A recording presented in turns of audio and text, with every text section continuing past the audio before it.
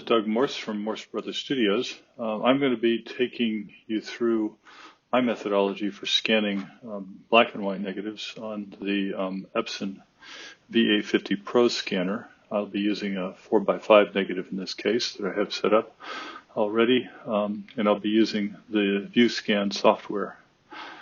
As an introduction, I think the first thing to understand is what I'm trying to achieve. What I want to get is a negative that is as unmanipulated by the scanner software as possible, because I want to do all my operations completely within Photoshop. And to achieve this, I have to bypass a lot of things. But I'll show you the settings. They're very straightforward for getting to that result. So the first thing you do is you'll be up here on the Input tab, and you want to be out of any of the basic or standard modes, and you want to be in the professional mode because this gets you the most flexibility. And then we'll just walk through each of the items here in the menu. So the first one is the task. We want to scan to file, so that's what we'll do. We're not going to copy to printer or any of the other things that the software allows you to do. We select the scanner as the source. It identifies it as a V800, even though it's a V850 Pro. I select the mode as transparency because I'm doing either a negative or a positive piece of film. And in this case, I select my media as black and white negative. Now, the reason that I do this is not that it affects the output. So when I select black and white negative as opposed to slide film, see, if I select slide film, then my preview view shows me a direct representation of what's there, and it's not actually inverted. But if I select black and white negative, then what I see here is the inverted version. Now on the output of all of this, you're going to see that I will get a negative. And that's why this setting doesn't affect really what we're doing, except for the fact that the filter setting is here where you set your ice or your infrared dust removal setting. Now, ice doesn't work with traditional silver black and white negatives. The silver interferes with it. So you don't want to use ice. Now, if I select, say, color negative film, which it's fine for, you'll see that I've already set up for a heavy infrared clean. So you can pick the kind that you want. I choose heavy. But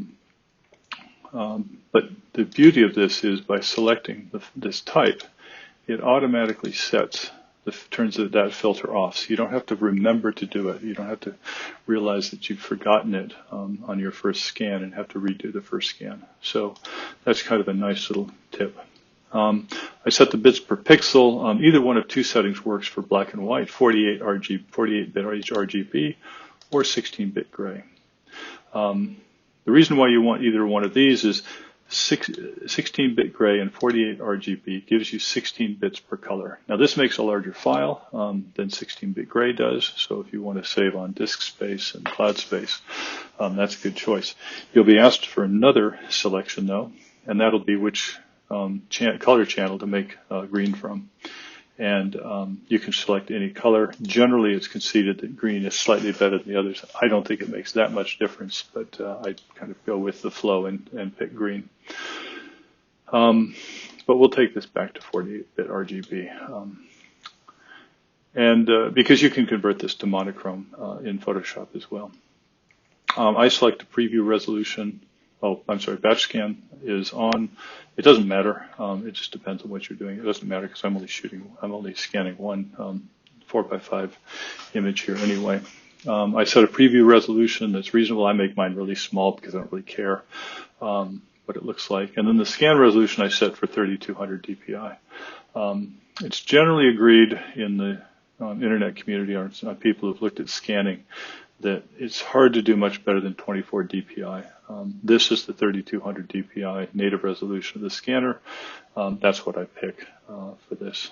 And you get reasonable sizes. You can take it to 6400.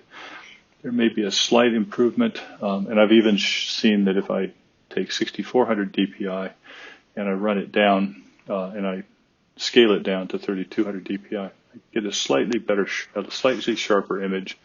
But I'm not sure it's really worth it. And the scan time takes quite a bit longer at 6400 DPI.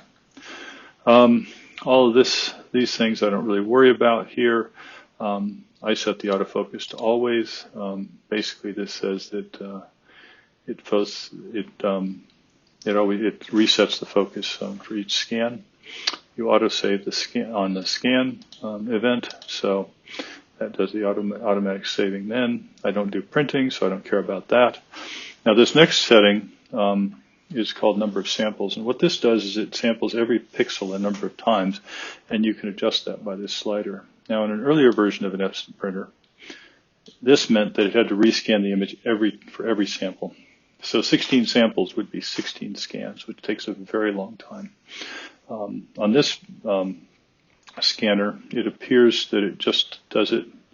It makes 16 measurements for each pixel in one scan. So it doesn't take you any measurably more time to do it. And what it does is it slightly improves the noise in the particularly high density parts of the negative or film you're using. And I've looked at this, and it does help in those areas. And since it costs nothing to do it in terms of time, it's kind of a no-brainer for me. And then the other one I click on here is I do multi-exposure. Now multi-exposure does 2 passes, so it takes twice as long to do a scan. And then if you're doing the infrared cleaning on your color films, then you will take another scan time for that. So it does lengthen the scan by quite a bit. But what it does is it takes one pass at one exposure interval, which is kind of the normal one, and then it takes one at a slightly longer exposure interval for each pixel. And what that means is that you can pick up a little more density in the high density parts of your film. So I do that because I want to try to extract the most information I can. But it costs time to do that. I don't bother with lock exposure because I'm not expecting the scanner to make any adjustments for film base. And indeed, with this holder, I would have to sacrifice part of the image to see the film base. But in reality, I'm not expecting the scanner to do anything. I don't want it to offset or compensate for the film base and to lock the exposure for that one. I just want to get a clean linear scan across the whole image, so I don't bother with that. These don't mean anything, of course, in black and white, and I tend not to touch them even in color. For some color negatives, some people think you should boost the green and the blue analog gain. I've seen some results from that. Not thoroughly convinced it's worth it, but we can talk about that if I do another one of these on color. The crop tab, the crop I set within the boundaries of the scan from the preview. I try to stay pretty closely within it. You really don't want any other information than just the image when you manipulate it in Photoshop. If you get any boundary effects for white or blacks, they kind of affect your overall black point and white point setting. You can crop it later as well. But basically I'm doing 4x5 film, which gives me a starting point and everything, but I adjust this according to my needs. The filter we discussed before, I don't do anything here in black and white at all. I don't do any sharpening. I don't do any restore colors, anything. Grain reduction. I want to do all of that in Photoshop if I want to do any at all. The same is true for the color tab. The color tab is here to get people to, that are scanning lots of maybe family photos and things like that, to get to something that's a reasonable facsimile of what a print might look like. So it'll apply different things like color balance, what the color, auto levels, all these different things can be done. I set this to none just to make sure nothing's getting done. You can adjust the curves, which is a gamma curve, which is typically used to give the image some semblance of contrast. You can adjust all the different colors on all this. You can talk about film types. I don't use any of this stuff. I set this to none, and then I forget about all this stuff. My output color space is sRGB. That tends to be what most people want to use, even when you're printing. So I leave it at sRGB. It becomes pretty uncontroversial at that point. And then the next tab is the last one that we really care about. And so once again, you set your here what your folder is that you want to put it into. That's pretty straightforward. I don't touch this setting. I don't touch the magnification. I do select the auto file name, and what I do is I set for a raw file, and then I just let it auto increment from this basis. Now, when Vuescan talks about a raw file, it's not the same as a camera raw file. It is actually a TIFF file and a tagged image file format, which means that you can operate on that file with any photo software, GIMP or Affinity, Darktable, Photoshop, Lightroom, all these except TIFF files. It's a very old standard, and that's all you're getting. It says raw, but what it means is it's not been touched. Now, you can go up here at the same time and ask for a JPEG file. And you can set the JPEG quality and things like that, what profile. And what you'll do is you'll actually get two files. So you get a JPEG file, and in this case, you'll get a JPEG file that's a positive. And you'll also get the raw file, which will still be a negative. So if you want to have that kind of thumbnailish quick look at it, then you can do that. But I generally turn that off as well. And the raw output with the scan. And then I don't do any raw save with the film. I turn off any compression because I don't care about it. And that's pretty much it. So that's the settings you need. So basically you're going through, telling it to scan the image, go all the way through it, don't do anything to the pixels, and just put them out in a TIFF file that I can manipulate with, work on later. And then you hit scan, and what you'll get is down here, show warm-up lamp, which is just kind of the scanner head getting into position and beginning the scan process here. And you'll hear the scan begin.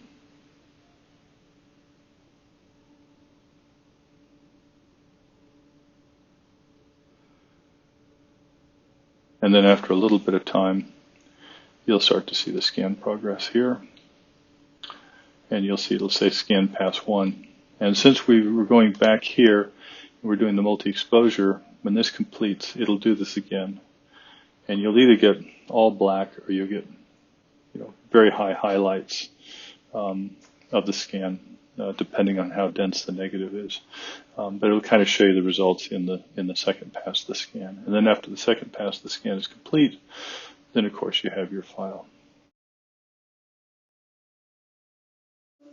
So several minutes later, the scanner completes the first pass of the scan and begins the second pass because we did the multi-exposure mode. And then this will take the same length of time as the previous scan. And now the second pass of the scan completes. There's not any more information here, and we see the final scan's done and the file is saved.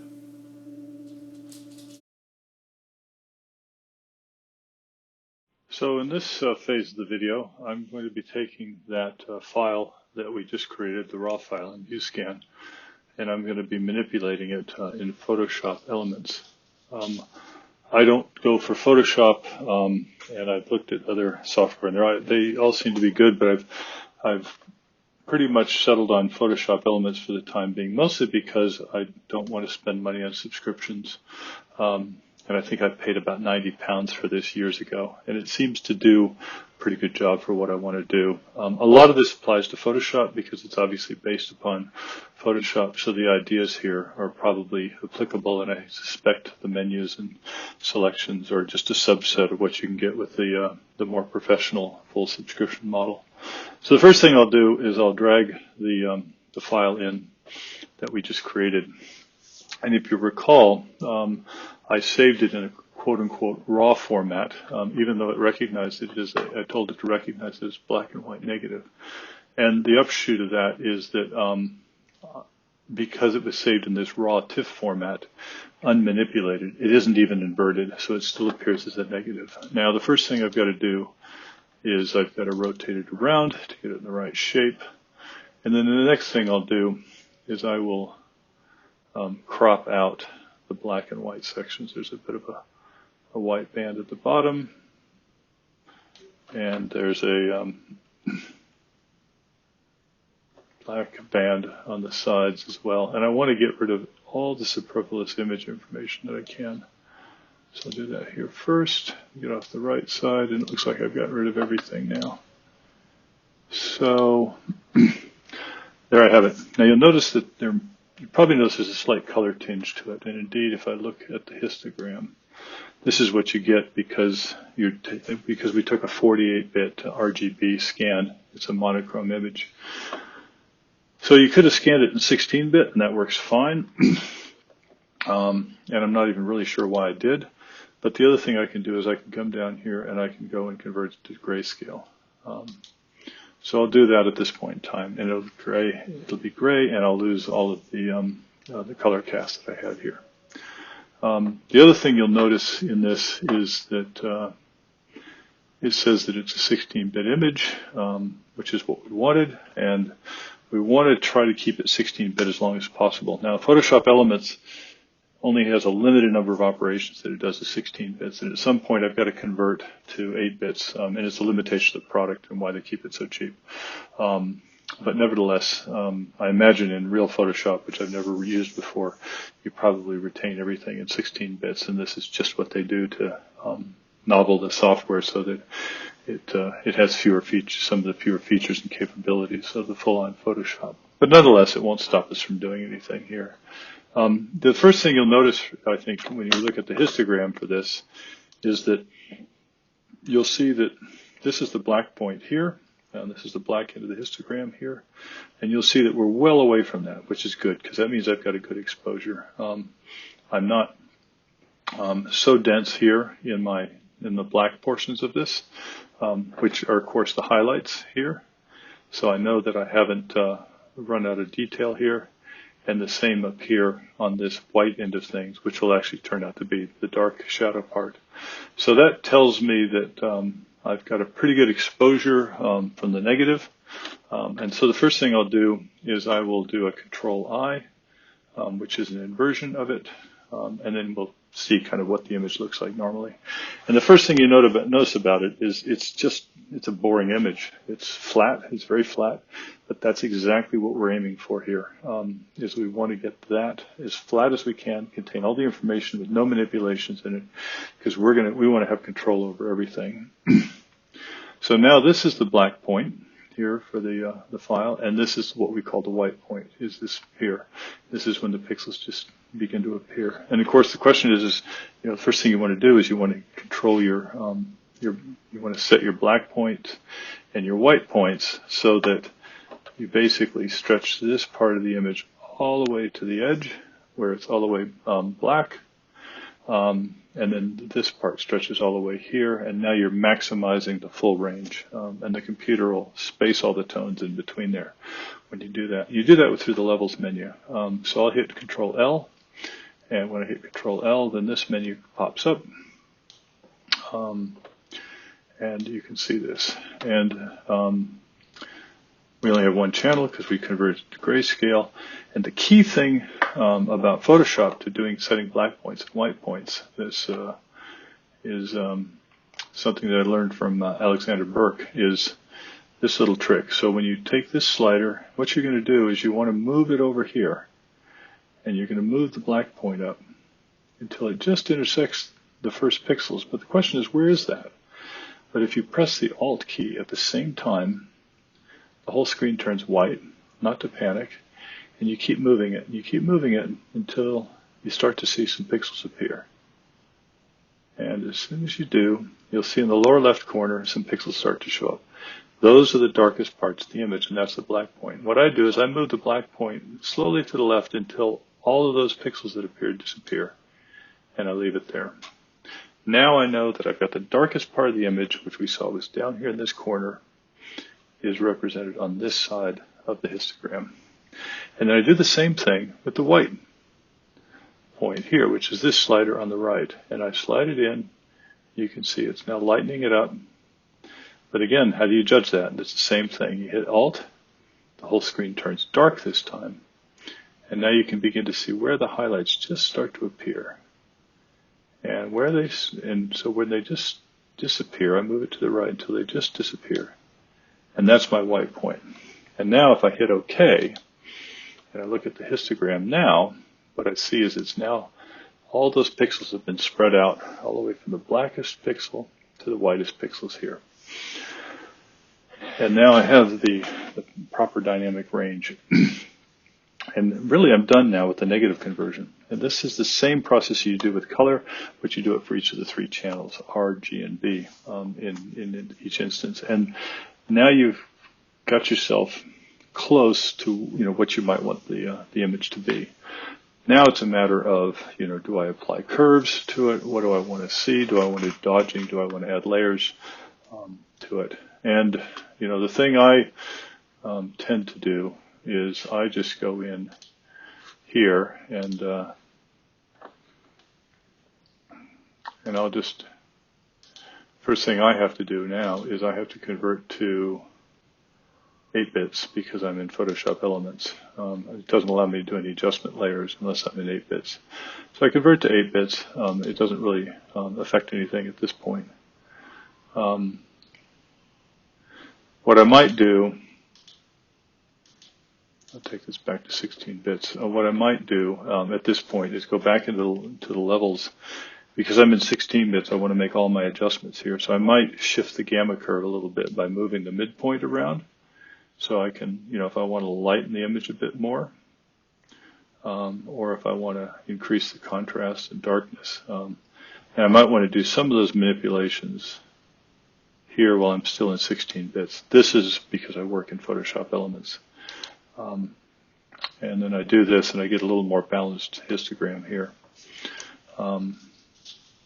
And that might be a better starting point for me. So now I convert it to 8 bits per channel. Nothing really changes at this point. And now I'm ready to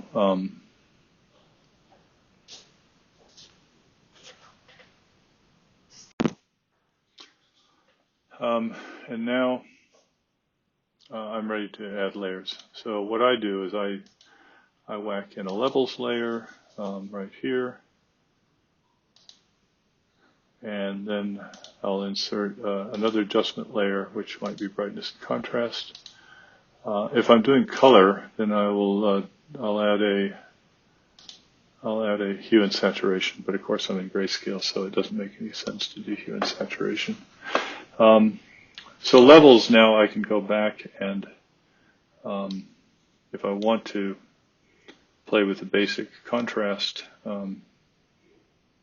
Put it back to maybe the way it was before. I might do that here, and now I'm doing that work non-destructively. So I can put in, high contrast if that's what I'm looking for, and I can take that away, and that's all good. Or I can adjust my brightness and contrast here, so I can push the contrast in this regard, take down the brightness maybe a little bit, and get this. And again, these are non-destructive, so we get back to where we were before.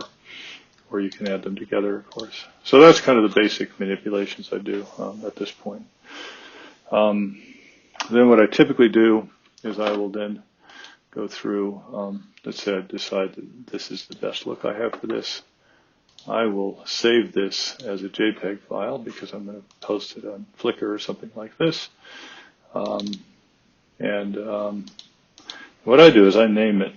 I do it through a lot of different conventions, and right now, this is mine, is I will call this sharp, and not because I've done any sharpening, because I'm about to do any sharpening. So when I save it as a JPEG, I save it in the high quality settings, it collapses the layers, takes the image and saves it. Meanwhile, I'm still here in this format with my layers, and of course my layers, what I want to do is save this as Photoshop. And that saves all the layers, and so that you can go back and remember what your manipulations were and maybe make alterations to them later. Then what I do is I take this image here, which was the one I called the JPEG I called sharp, and the only thing I do to it at this point is I just do an unsharp mask on it. There's different sharpening tools you can use. I find for my 3200 DPI scans that a 50% 12 pixel radius gives me pretty good. Don't know if it's apparent in the video, but if we turn it off and then we turn it on again, it sharpens it up quite nicely. So we end up with a pretty good looking image. This is with it unsharp, and this is just with a bit of sharpening applied. So that's that part of the process. Then when I have that done, I will then I'll approve this. It'll do it to the whole image. Then I'll save it, and once again the same JPEG format as we had before. And then I've got this. Now the only problem with this file is that it's big because it's a 4x5 negative. It's 161 megabytes, and that's often quite big to put in my blog and things like this. So then one of the things I do is I just want to resize it. I do a simple resizing. Basically, I take it down from 3200 dpi to 600, which gives me more than enough pixels width and height to publish it online. I select resample the image, and I use the bicubic scaler amongst the different scalars, and that works pretty well for me. And then I just hit OK. The image size shrinks down. It's still sharp and everything, but it's of course lower resolution. And then what I do is I call this one my small one.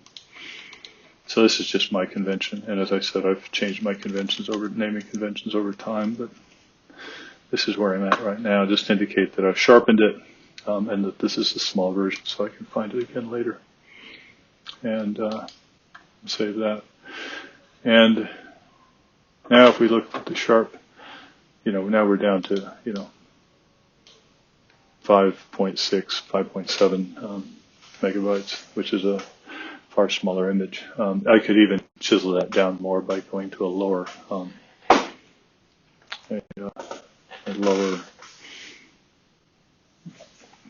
quality of JPEG output as well. But this seems to work pretty well for most of my online publishing needs. Anyway, hope you found this helpful. Thank you.